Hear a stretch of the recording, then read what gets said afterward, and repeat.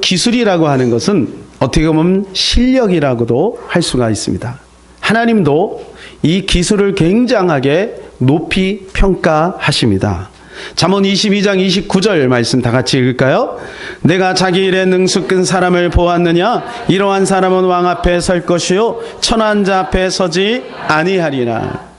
여러분, 이 능숙이라고 하는 말을 NIV에서는요 스킬로 되어 있습니다. 스킬이라고 하는 것은 솜씨, 기술을 뜻하는 것이죠. 여러분, 이 능숙한 자, 기술이 있는 그 사람은 왕 앞에 쓴다는 거예요. 천한 자 앞에 쓰지 않는다는 것이죠. 여러분, 이 사회는요 기술을 요합니다. 얼마 전에 제가 신문을 보니까 4.3분기인가요? 4.3분기? 삼성에서 남긴 이익이 5조라고 제가 봤습니다. 5조. 예. 여러분, 그 기술력이거든요. 기술이 있으니까 그렇게 경제적으로도 탁월한 기업이 될 수가 있는 것이죠. 그래서 기술이 없는 사람은 기술이 있는 사람 밑에 들어가게 되어 있어요. 그래서 하나님은 그것을 알고 자기 일에 기술이 있는 사람, 그 사람은 왕 앞에 설 것이요 천한 자 앞에 쓰지 않는다라고 이야기를 해주고 있습니다. 여러분, 신앙에도 기술이 필요할까요? 신앙에도 기술이 필요할까요? 예, 당연하죠. 왜 그럴까요? 신앙은 더 필요합니다. 왜냐하면 생명을 다루는 것이기 때문에 그래요. 세상 기술은 경제적인 이익을 창출하는 것이고 또 우리의 삶을 윤택하게 하는 것이지만, 여러분, 신앙 기술은 천국까지 연결되는 것이기 때문에 신앙 기술은 반드시 필요한 것이죠. 왜 신앙 기술이 필요할까요? 그것은 우리 모두와 하나님께서 원하는 대로 우리는 다 영원한 천국에 이르고 우리의 삶에서 신앙에서 승리하기를 원하지만 방해하는 존재가 있다는 거예요. 마치 축구와 같은 것입니다. 넘어지느냐, 우리가 지느냐, 이기느냐, 이거죠. 자전거를 타는 것과 같습니다. 여러분, 자전거도 계속해서 이 페달을 밟아야 앞으로 가는 거죠. 신앙도 마찬가지예요. 내가 정지되어 있다 하면 이미 그것은 쓰러진 것입니다. 그러니까 기술이 필요한 것이죠. 기술. 저는 신앙생활하면서 또 목회를 하면서 신앙 기술이 얼마나 중요한지를 깨닫게 되었습니다. 많은 사람들이 이 신앙 기술이 없어서 그렇게 좋은 하나님을 누리지를 못하는 거예요. 그래서 이원론적인 삶을 살아가는 거예요. 교회에서는 믿음하고 찬양도 하고 참 기도도 그럴듯하게 하는데 막상 결정을 내릴 때는 세상의 가치를 가지고 결정을 내리는 거예요. 믿음이 수반되지 않는 것, 자기의 경험과 자기의 어떤 그 상식에 의해서 결정을 내리는 그런 모습들을 보게 됩니다. 여러분, 기술을 국어사전에 찾아보니까 이런 뜻이 있더라고요. 사물을 잘 다룰 수 있는 방법이나 능력. 그러면 신앙기술은 뭘까요? 신앙기술은 신앙생활을 제대로 또는 행복하게 할 수 있는 방법이나 능력이라고 볼 수 있겠습니다. 여러분은 신앙기술을 잘 익히고 계십니까? 여러분, 신앙기술은 참 놀라운 것이 뭐냐면 한 가지만 잘하면 두 가지, 세 가지가 다 연결된다는 거예요. 그래서 신앙에도 기술이 필요한데, 예를 들어서 기도 기술. 여러분, 기도도요, 어떤 사람은 평생 잘 안 되는 사람이 있어요.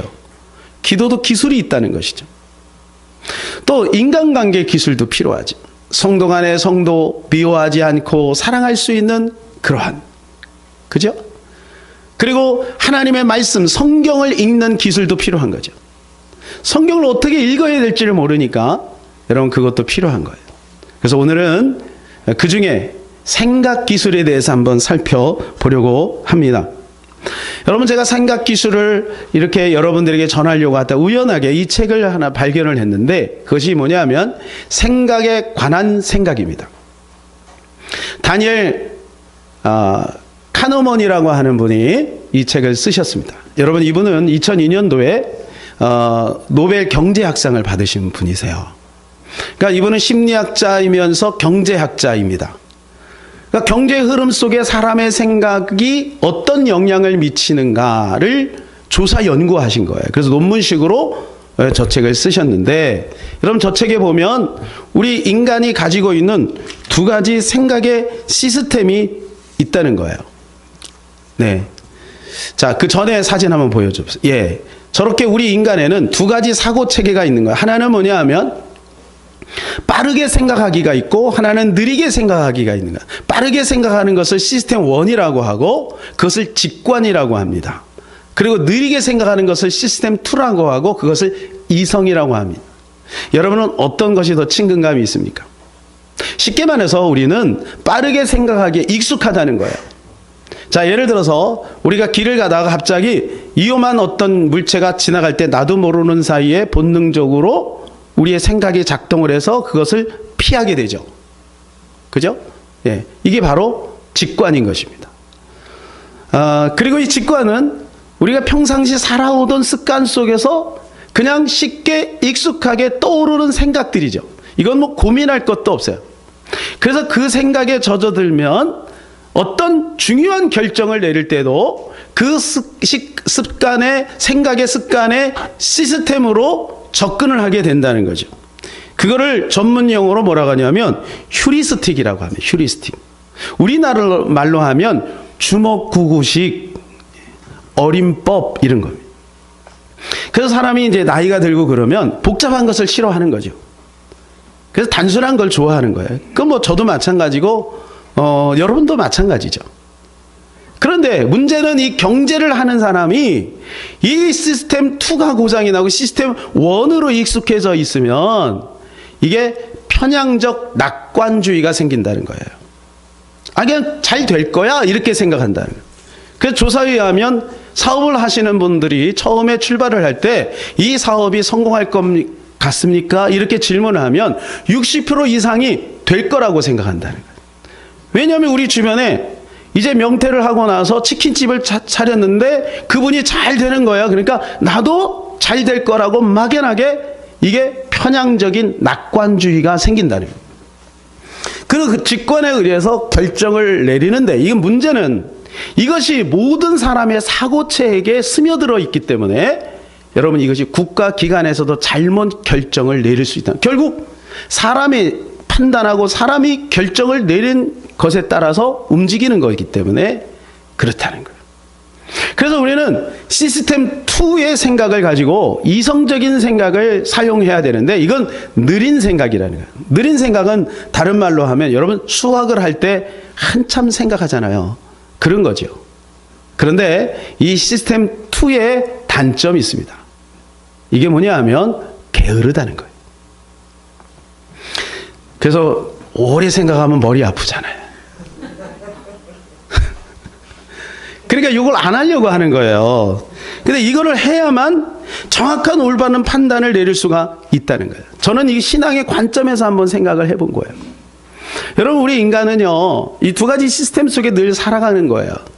익숙함으로 따를 것이냐, 아니면 불편하지만 좁은 길로 가서 우리의 끝이 천국이기를 우리가 소망하고 있지만 그 길로 정말 갈 수 있는가, 이겁니다.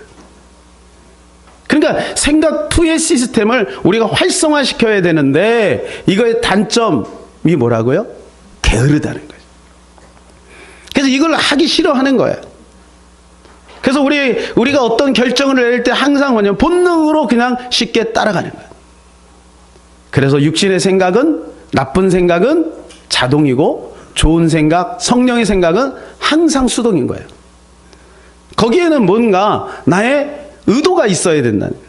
그런데 이거에 익숙하지 않아서 나도 모르는 사이에 잘못된 신앙의 생각의 체계 속으로 빠지고 만다, 그 말이죠.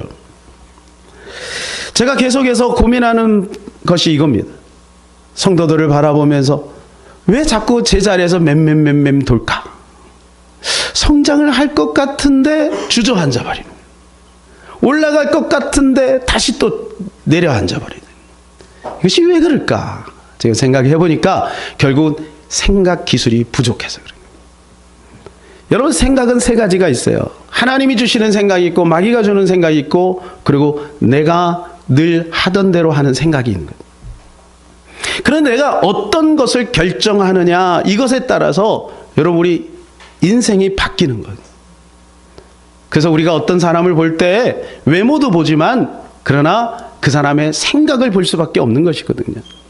그러니까 그 사람의 생각이 훌륭하지 않으면 그 사람이 훌륭하지 않은 거죠. 그 사람이 늘 약속을 지키지 않으면 여러분 그 사람은 신뢰할 수가 없는 거죠. 그래서 잠언 23장 7절에 보면 이런 말씀이 있어요. 시작. 대저 그 마음의 생각이 어떠하면 그 위인도 그러한지. 그 사람의 생각이 그 사람이라는 거예요. 그러니까 사람은 항상 외모를 보지만 하나님은 중심을 보신단 말이죠.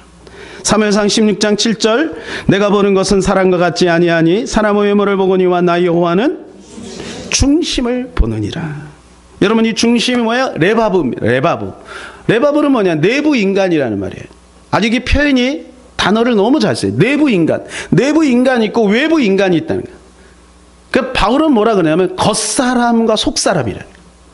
겉사람은 뭐예요? 후패. 겉사람은 여러분 이렇게 나이가 들면 주름도 생기고 여러분 아무리 좋은 거 발라보세요. 결국 주름을 이길 수가 없어요. 보톡스 아무리 맞아보세요. 이길 수 없어요. 오는 세월을 막을 수가 없어요. 겉사람은 후패하게 돼 있어요. 그런데 속사람은 날마다 새로운 거죠. 이 내부 인간을 하나님 보신 거예요. 그러니까 사람은 외모를 봐요. 여러분 지하철 이렇게 보면 그 사람에 대해서 뭐를 봐요? 외모를 보죠. 겉모습을 보는 거예요. 그런데 우리가 직장생활 하면서 처음에 느꼈던 그 모습이 아닌 것을 알게 되죠. 시간이 지나면. 왜요? 속사람이 드러나기 때문에. 내부 인간이 드러나기 때문에. 그러니까 이 내부 인간이라는 것을 여러분 생각은 형상이 없는데 내부 인간이라고 표현한 것이 너무 적절한 거예요. 하나님은 그걸 본다는 거예요. 내부 인간. 여러분 지금 이 시간에도 마찬가지입니다. 이 시간에도 여러분 하나님이 보시는 건 뭐예요? 여러분의 속사람을 보고 있는 거예요. 그래서 우리가 얼마나 마음을 다하여 하나님 앞에 예배하는가. 하나님께서 그러한 사람을 찾고 있다는 거예요. 그래서 하나님 앞에 드리는 마음은 수동이에요. 수동. 가져와야 돼. 졸린 건 자동이고. 그러니까 마음을 자꾸 이렇게 만져줘야죠. 마음을. 정신 차리고 주님께 집중하자. 이렇게 마음을 만져줘야 되는 거예요. 몸을 만지듯이. 몸이 아프면 이렇게 다독거리잖아요. 마음도 만져줘야죠. 상처받은 내 마음을 만져줘야죠. 내 정신을 만져줘야죠. 그리고 그 마음이 진리와 하나가 될 수 있도록 내 정신을 깨워야죠. 그래서 성경은 정신을 차리고 근신하라. 사랑하는 여러분, 우리의 마음을 하나님 앞에 온전히 드리시기를 바랍니다. 여러분, 그래서 생각은요, 번뜩하는 섬광과 같은 것이라면 중요한 것은 이 생각에 길이 나게 되면 생각의 시스템이 되는 거죠. 이것이 중요한 거예요. 그러니까 여러분 작은 생각을 그냥 막 받아들이면 안 되는 거예요. 왜냐하면 거기에 길이 나기 때문에 그래요. 그래서 이 생각의 시스템이 작동을 해서 결국 이것이 행복으로 갈 것이냐 아니 그렇지 못할 것이냐라로 가는 거예요. 그러니까 여러분 우리의 생각을 어떻게 해요? 정리해야 되고 생각 기술이 필요한 것입니다. 그래서 요거는 어느 날 하루아침에 생긴 게 아니고 어릴 때부터 가정에서 생긴 거예요. 가정에서. 그래서는 그 가정의 색깔들을 무시할 수가 없는 거죠. 뭐 훌륭하다 훌륭하지 않다 이걸 떠나서 여러분 그 이 생각의 시스템이라고 하는 것은 가정에서 나도 모르는 사이에 길이 난 거예요. 길이. 근데 여러분 이 생각의 시스템이 얼마나 중요한가요? 에레미야 16장 19절에 이렇게 말씀해 줍니다. 시작. 땅이여 들으나 내가 이 백성에게 재앙을 내리니 이것이 그들의 생각의 결과라. 그들이 내 말을 듣지 아니하며 내 율법을 거절하였음이라. 여러분 생각의 결과가요 축복일 수도 있고 이 생각의 결과가 재앙이 될 수도 있다는 거예요. 그러니까 생각을 여러분 아무렇게나 해서는 안 되는 거예요. 왜냐하면 생각이 길이 나기 때문에 그래요. 베드로가 주는 그리스도시여 살아계신 하나님의 아들이시니라 라고 이렇게 고백을 했을 때 예수님께 얼마나 칭찬을 받았어요?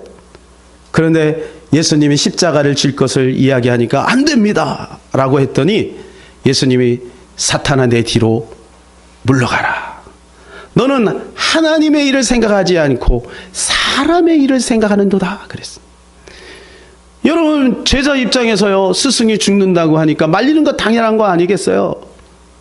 그런데 예수님이 그를 책망한 거예요. 왜요?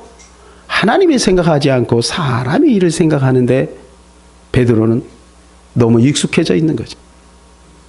여러분, 인정은 좋은 거지만 하나님의 말씀 위에 인정을 두면 그것이 베드로가 범했던 실수가 될 수도 있다는 것입니다. 그러니까 여러분, 우리의 생각을 잘 정리해야 돼요. 하나님은요, 우리의 생각에 동의가 없이는 일하지 않습니다. 성경이 보세요.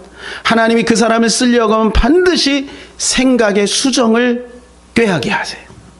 재정학교 왜 하지요? 우리가 가지고 있는 망가진 생각을 다시 성경적으로 돌리는 거예요. 그러니까 훈련받지 않고 배우지 않고 연습하지 않으면 생각의 수정은 있을 수 없는 것이고, 생각의 수정이 있지 않으면 결코 하나님의 능력은 나타날 수가 없는 것이죠. 자, 예를 들어 볼까요? 누가복음 1장에 보게 되면 이제 세례 요한의 부모가 나옵니다. 이 세례 요한의 부모는 아기가 없었어요. 그래가지고 아기를 갖기 위해서 오래도록 기도했어요. 드디어 그 응답의 때가 왔습니다. 그 아버지 사가랴가 이제 순서에 의해서 제사장 직분을 행한 거예요. 제사장 직분을. 그래서 제사장 직분을 한참 해가고 있는데 갑자기 앞에 천사가 딱 나타난 거예요. 그래서 천사가 뭐라고 말하냐면 너에게 아들이 있을 거다. 여러분, 그러면 여러분 같으면 어떻게 하겠어요? 아멘, 할렐루야 이래야 되잖아요. 근데 사가랴는 그렇게 반응하지 않아요. 이렇게 반응해요. 자, 누가복음 1장 18절 시작. 사라가 천사에게 이르되 내가 이것을 어떻게 알리요? 내가 늙고 아내도 나이가 많으니이다. 여러분, 그는 뭐로 반응하냐 하면 말씀과 믿음으로 반응하지 않고 그는 상식으로 반응합니다. 여러분, 사가랴 가지고 있던 상식이 뭔가요? 늙으면 아기를 못 갖는다는 것이에요. 이건 우리 모두의 상식이죠. 우리 모두의 상식이에요. 당연하죠. 아니, 늙었는데 어떻게 아기를 가지? 자기 부인도 지금 이미 할머니가 됐는데 어떻게 아기를 가질 수 있겠어요? 그러니까 여러분, 우리가 가지고 있는 상식에 오염이 있다는 것을 기억해야 돼요. 예를 들어 이런 것들이죠. 내가 이 나이에 무슨, 여러분 이거 누가 했어요? 모세가 했죠. 모세가 이제 삶을 정리할 나이예요. 80이면. 근데 그때 하나님 불렀으니 하나님, 이 나이에 내가 무슨 일을 하겠습니까? 여자가 뭘? 나는 못 배웠는데 할 수 있겠어? 한 번도 나는 그런 일을 해본 적이 없는데 지금까지 내 경우는 안 되는 일이야. 여러분, 이 상식이 있어요. 이 상식으로 말미암아 하나님의 말씀을 밀어내면 하나님도 어찌할 수가 없는 거죠. 그래서 하나님께서 이 사가랴를 통해서 세례 요한은 주셔야 되겠고, 그래서 하나님이 쓰신 방법이 뭐예요? 그를 벙어리로 만드는 거예요. 20절입니다. 시작. 보라, 이 일이 되는 날까지 내가 말 못하는 자가 되어 능히 말을 못하리니 이는 내가 내 말을 믿지 아니함이거니와 때가 이르면 내 말이 이루어지리라 하더라. 하나님은 계획을 가지고 있었던 거예요. 사가랴를 통하여, 그 경건한 사가랴 가정을 통하여 하나님의 종 세례 요한을 보내고 싶은데 이 사가랴가 상식에 딱 묶여 있으니까 어찌할 수가 없는 거예요. 그래서 생각이 수정이 될 때까지 기다리는 거예요. 무려 10개월 동안 벙어리 생활을 합니다. 말을 못해요. 여러분, 얼마나 불편했겠습니까? 여러분, 만일에 사가랴가 말을 계속할 수 있었다면 어떻게 됐을까요? 밖에 나와서 여보, 할망 걸러 와봐. 나 오늘 이상한 일 당했는데 천사가 와서 글쎄 당신에게 임신을 시킨다네. 내가 이렇게 나이가 많은데, 어이 김씨 일로 와봐. 참 이상한 일 다 있어. 여러분이 여리고에서 왜 말을 못하게 했을까? 우리 앞에 수많은 여리고가 있습니다. 여러분, 그 수많은 여리고는 무너뜨리는 방법은 말하는 것이 아닙니다. 내가 알고 있는 상식을 주장하는 것이 아닙니다. 하나님께서 역사하실 것을 믿고 성경이 뭐라고 말씀해 주시는 믿고 내 믿음대로 되리라고 하는 그 말씀을 의지하고 그 말씀을 선포하고 잠잠히 참고 기다리는 거예요. 그러면 하나님의 방법이 작동하는 거예요. 하나님의 생각이 왕노릇하는 거예요. 그래서 거기에 역사가 나타나는 것입니다. 그래서 하나님이 궁여지책으로 사가랴의 입을 막았어요. 그냥.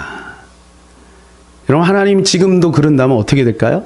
뭐 우리 교회는 없겠지만 저기 옆교회다. 야, 오늘은 천집사님이 벙어리가 됐대. 이게 몇 개월 갈지 모르겠어. 저분은 몇 개월 갈까? 이게 사가랴가 10개월 갔으니까.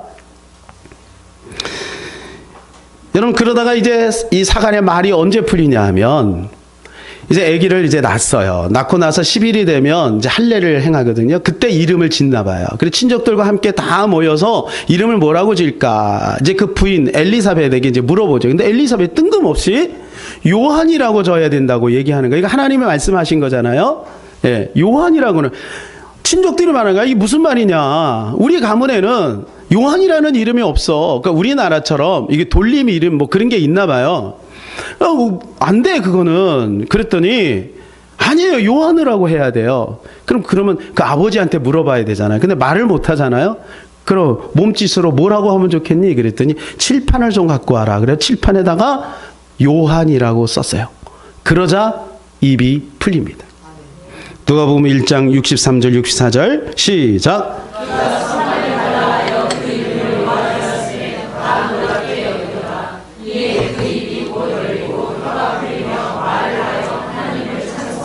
믿음의 동의가 온 거죠. 생각의 동의가 온 거죠. 10개월 동안 벙어리 생활하면서 생각이 바뀐 거 아니구나. 상식을 뛰어넘는 하나님의 말씀이 있구나. 제사장인데 제가 보면서 이 제사장이라 제가 목사잖아요. 좀 창피하기도 하고 그랬는데 여러분, 하나님은요 우리의 생각의 수정이 없이는 일을 안 하세요. 그런데 여러분, 동시대를 살았던 마리아는 어떤가요? 이제 이 엘리사벳이 임신하고 6개월이 지났어요. 그 어느 날 처녀 마리아에게 천사가 나타납니다. 그러면서 하는 말이 너에게 아들이 있을 것이다. 여러분, 이게 불가능한 얘기잖아요. 마리아는 알아요, 본인이 처녀인 것을. 처녀가 어떻게 임신을 할 수 있겠어요? 그렇죠? 불가능하잖아요. 그런데 여러분, 마리아의 태도 좀 보세요. 마리아는요 아멘 합니다. 더군다나 더 큰 일은 뭐냐면 그 당시에 처녀가 만일에 임신을 하면 돌에 맞아 죽어요. 지금 요셉하고 약혼을 했어요. 약혼. 이 좀 있으면 결혼해야 돼. 사랑하는 사람은 결혼도 못하게 생긴 거예요. 성경을 보니까 요셉이 뭐라고요? 요셉은 의로운 자라 가만히 그를 끊으려고 했다 그랬어. 요셉이 얼마나 충격을 받았기에, 사랑하는 그 남자가. 그럼에도 불구하고 마리아는 믿음으로 반응해요. 이렇게 반응합니다. 38절 시작. 마리아가 이르되 주의 여정이오니 말씀대로 내게 이루어지이다 하며 천사가 떠나가니라. 여러분, 마리아가 받은 영광은 어마어마합니다. 지금도 전 세계적으로 마리아를 숭배하잖아요. 여러분, 우리의 생각의 수정은 매우 중요한 것입니다. 그래서 성경은 이렇게 말씀합니다. 내 믿음대로 되리라. 아멘. 여러분, 이게 뭐예요? 내 생각대로 되리라. 아멘. 그럼 생각이 여러분 하나님의 말씀의 기준에 부합되면 거기 역사가 나타나는 거예요. 아멘. 그런데 이 생각이 하루아침에 되는 게 아니잖아요. 시간이 필요한 거예요. 아마 사가랴와 엘리사벳은 늘 그런 생각, 상식에 묶여서 제사장임에도 불구하고 종교 지도자임에도 불구하고 그 상식선에서 생각하는 생각의 시스템 속에, 습관 속에 살았던 것 같고, 마리아는 겸손하게 하나님 앞에 무릎 꿇고 살아갔던 그 긴 세월 속에 천사가 뜬금없는 말을 할지라도 그 말씀을 받고 주의 여정연이 말씀대로 이루어지다 라고 신앙 고백을 할 수 있었던 것이 아닐까. 생각은 선택입니다. 생각은 선택이에요. 근데 선택할 수 있는 힘이 없으면 우리는 올바른 결정을 못 내리는 거죠. 오늘 본문 1절 2절 다 같이 한번 읽읍시다. 시작. 그러므로 너희가 그리스도와 함께 다시 살리심을 받았으면 위의 것을 찾으라. 거기는 그리스도께서 하나님 우편에 앉아 계시느니라. 위의 것을 생각하고 땅의 것을 생각하지 말라. 두 가지 생각이 늘 우리에게 공존한다는 거예요. 위의 생각과 땅의 생각. 어떤 것을 선택할 것인가? 그것은 내가 결정하는 것이죠. 그런데 여러분, 이 생각의 결과는 어마어마한 것입니다. 어마어마한 것. 로마서 8장 6절 다 같이 읽읍시다. 시작. 육신의 생각은 사망이요 영의 생각은 생명과 평안이니라. 여러분, 땅의 생각을 선택하는 것이 쉽습니다. 왜? 그건 본능이니까요. 당장 이익이 있으니까요. 짜릿하니까요. 그것을 선택하면 어떻게 됩니까? 사망에 이르고, 영의 생각은 조금 불편합니다. 수동적입니다. 의지를 발동해야 합니다. 거기에는 많은 헌신이 감수가 필요합니다. 그런데 거기에 생명과 평안이 있다는 거예요. 그런데요, 그게 왜 그렇게 되는가? 5절에서 이렇게 말씀해 주고 있어요. 5절 시작.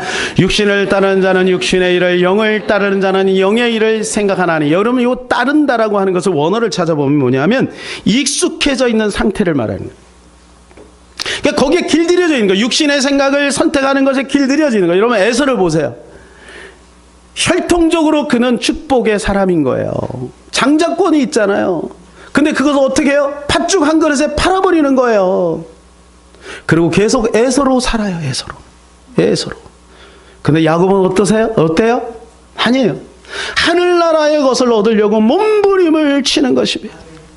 이스마엘은 계속해서 이스마엘로 저주의 인생을 살고요. 이삭은 계속해서 이삭의 축복의 사람으로 살아가는 것입니다. 왜 그럴까요? 생각의 선택의 생각의 그 작은 결정이 길들여지는 거예요. 무엇을 선택할 것인가? 위의 것을 선택할 것인가? 아래 것을 선택할 것인가? 여러분, 우리는 날마다 이 선택 속에 살아가는 거예요. 그래서 생각은 선택인 것입니다. 그래서 우리가 새벽 예배에 나와서 기도하는 이유가 뭔가요? 여러분, 오늘 이렇게 주일날 나와서 예배하는 이유가 뭔가요? 올바른 생각을 할 수 있는 영적 근육을 키우는 거예요. 안 그러면 나도 모르는 사이에 이익을 쫓아가고 세상을 쫓아가고 찰나적인 여러분 그러한 것을 쫓아가게 되는 거죠. 그래서 생각의 습관이 참 무서운 게, 긍정적인 사람은 계속 긍정적이고 부정적인 사람은 계속 부정적이고, 올바른 생각하는 사람은 늘 올바른 생각하고, 삐뚤어진 생각하는 사람은 항상 삐뚤어진 생각을 하게 돼요. 그게 왜냐하면 습관이 그렇게 돼서 그래요. 생각의 습관이 그렇게 가는 거예요. 그러니까 그 생각이 그 위인인 것입니다. 그런데요, 여러분, 그 생각이 어떻게 돼요? 그 생각이 그렇게 길들여졌기 때문에 어쩔 수 없다는 거예요. 7절 우리 다 같이 시작. 육신의 생각은 하나님과 원수가 되나니 이는 하나님의 법에 굴복하지 아니할 뿐 아니라 할 수도 없습니다. 사랑하는 여러분, 하나님은 우리가 평안을 누리기를 원합니다. 행복을 누리기를 원합니다. 우리는 세상 사람과 다릅니다. 우리는 이젠 새로운 피조물이 되었습니다. 그러므로 우리는 새로운 생각을 할 수가 있는 것입니다. 어떤 사업을 실패한 청년이 있었습니다. 시리에 빠져서 어떤 공원에서 낙심 가운데 앉아 있는데 한 소년이 공을 가지고 계속 하늘로 올리는 거예요. 근데 이걸 계속 반복하고 있는 거예요. 그래서 힘든데 왜 저렇게 고생을 하나 이런 생각이 들어서 그 소년을 불러다가 왜 그러냐고 물어봤어요. 그랬더니 이 소년이 이렇게 대답을 합니다. 아, 예, 저는 하나님과 공놀이를 하고 있어요. 내가 공중으로 공을 던지면 하나님이 그것을 받아 다시 내게 던져주죠. 이 청년이 그 말을 듣고 깨달음이 왔어요. 자기도 옛날에는 이렇게 순진무구한 생각을 가지고 있었는데 어느 날 세상 세파에 시달리다 보니까 마음이 복잡해진 거예요. 두려움도 오고 염려도 오다 보니까 내가 이렇게 된 것은 아닌가. 그리고 다시 믿음을 회복하게 되고, 그리고 주님 앞에 나갔더니 마음이 단순해지는 거예요. 믿음으로 사니까 얼마나 좋아요. 여러분, 사랑하는 여러분, 믿음으로 사니까 얼마나 평안합니까? 얼마나 행복합니까? 근심, 걱정, 염려 다 사라지잖아요. 이 청년이 그것을 알고 그 생각의 시스템 속에 자기를 던지기 시작합니다. 그러고 나서 사업이 어떻게 됐을까요? 회복이 된 거예요. 사랑하는 여러분, 우리에게는 성령님이 계십니다. 성령님이 함께 하십니다. 저도요, 어떨 때는 이 생각이 복잡할 때가 있거든요. 어제 좀 바빴거든요. 아침에 일찍 일어나서 족구했죠. 점심에는 이제 재정학교 리더 모임이 있었죠. 그리고 저녁엔 또 다니엘 기도가 있었죠. 뭐 하루 종일 바쁜 거예요. 마음이 정신이 뭐 없어요. 설교 준비가 잘 안 되는 거예요. 막 마음이 답답하고 그런 거예요. 그래서 제가 나도 모르면서 잠깐 책상에서 이렇게 두 손을 모으고 성령을 의지하면서 기도해. 하나님, 제가 너무 힘들어요. 하나님, 제 마음을 안정시켜 주시고 지혜를 주세요. 말씀을 주세요. 딱 기도하는데 성령께서 제 마음에 평안을 주시는 거예요. 그럴 때부터 설교가 막 풀리기 시작하면서 성령님이 제 마음에 이런 말씀을, 마음에 감동을 주시는 거예요. 너 봤지? 너희 성도들에게 이것을 전해라. 내가 함께하면 생각이 열리고 좋은 생각이 오게 되고 상쾌함이 오게 되고 올바른 결정을 내릴 수 있단다. 이것을 얘기하래. 제가 나도 모르게 울컥 눈물이 날 뻔했습니다. 사랑하는 여러분, 우리에게는 성령님이 계세요. 복잡하고 힘들고 어렵고 두려움이 올 때 여러분 그 자리에서 다 모든 것 내려놓으세요. 그리고 성령님을 바라보세요. 그리고 성령님을 의지하여 기도하세요. 하나님이 우리와 함께 하십니다. 그래서 좋은 생각을 우리에게 주시는 것입니다. 로마서 8장 26절 시작. 이와 같이 성령도 우리 연약함을 도우시나니 우리는 마땅히 기도할 바를 알지 못하나 오직 성령이 말할 수 없는 탄식으로 우리를 위하여 친히 간구하시느니, 성령님이 우리를 위하여 지금도 기도하고 있음을 여러분 믿으시기를 바랍니다. 자, 요한복음 14장 26절 시작. 보혜사 곧 아버지께서 내 이름으로 보내신 성령, 그가 너에게 모든 것을 가르치고 내가 너에게 말한 모든 것을 생각나게 하리라. 할렐루야. 하나님이 주시는 좋은 마음들을 생각나게 하시는 거예요. 성경의 생각이 우리의 마음 가운데 여러분 신선하게 불어오기 시작하는 거예요. 그래서 우리가 이것만 기억하면 되겠어요. 따라서 해봐요. 나쁜 생각은 자동이고 좋은 생각은 수동이다. 그래서 우리가 조금만 고개를 들고 주님을 바라보면 성령께서 우리 가운데 함께 하십니다. 여러분, 다니엘 카노몬의 이야기를 여러분 기억하세요. 왜 실패하느냐? 생각 시스템 원에 너무 익숙해져 있는 거예요. 직관에 익숙해져 있는 거예요. 나이가 들수록 여러분 직관에 익숙해져 있는 거예요. 우리가 하나님 앞에 기도하면 하늘에서 갑자기 뭐가 뚝 떨어지는 것이 아니라 여러분이 생각 투의 시스템을 할 수 있는 근력이 오는 거예요. 동기가 오는 거예요. 그리고 거기에 익숙해지게 되는 거예요. 그래서 올바른 결정을 내릴 수 있게 되는 것입니다. 마지막으로 히브리서 3장 1절 말씀을 읽고 말씀을 맺겠습니다. 시작. 그러므로 함께 하늘의 부르심을 받은 거룩한 형제들아, 우리가 믿는 도리의 사도시며 대제사장이신 예수를 깊이 생각하라. 할렐루야. 날마다 주님을 깊이 생각함으로 주님의 생각이 우리를 장악하는 역사가 있기를 바랍니다. 이 시간에 우리 이 찬양을 같이 한번 하기를 원합니다. 복음성가 206장 모든 지각에 뛰어난 하나님의 평강이 예수 안에서 너희 마음과 너희 생각을 지키리. 저는 이 말씀을 믿습니다. 우리의 마음과 생각을 지키시는 분이 성령님이심을 믿습니다. 같이 찬양합시다.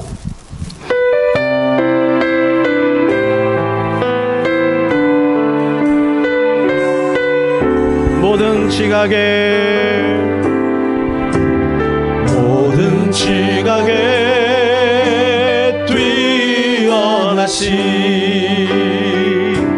하나님의 평강이 예수 안에서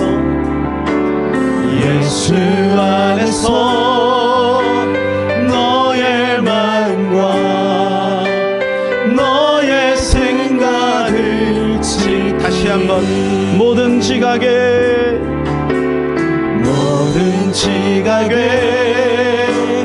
뛰어나신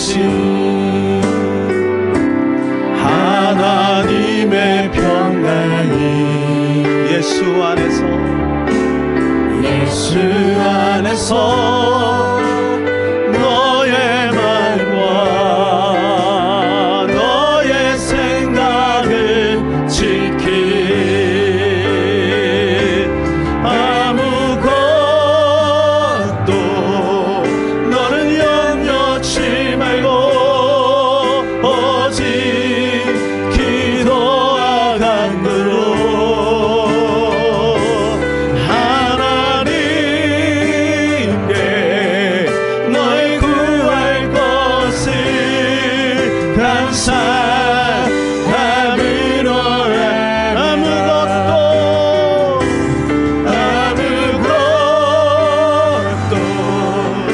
너는 염려치 말고 오직 기도와 간구로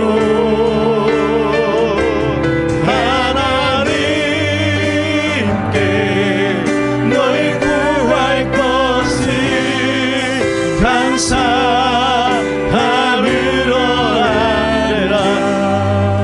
이 시간에 우리 같이 한번 기도합시다. 하나님 아버지, 내 삶의 위기 가운데, 내 삶의 혼란 가운데, 내 마음에 두려움이 엄습할 때에 낙심하고 좌절하고 세상의 방법으로 생각하는 습관에 돌이켜 그 자리에 무릎을 꿇고 기도함으로 성령이 주시는 아름다운 좋은 건강한 생각, 믿음의 생각으로 날마다 승리하기를 원합니다.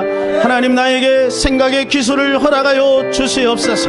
이 시간에 주여 한번 하고 기도합니다. 주여,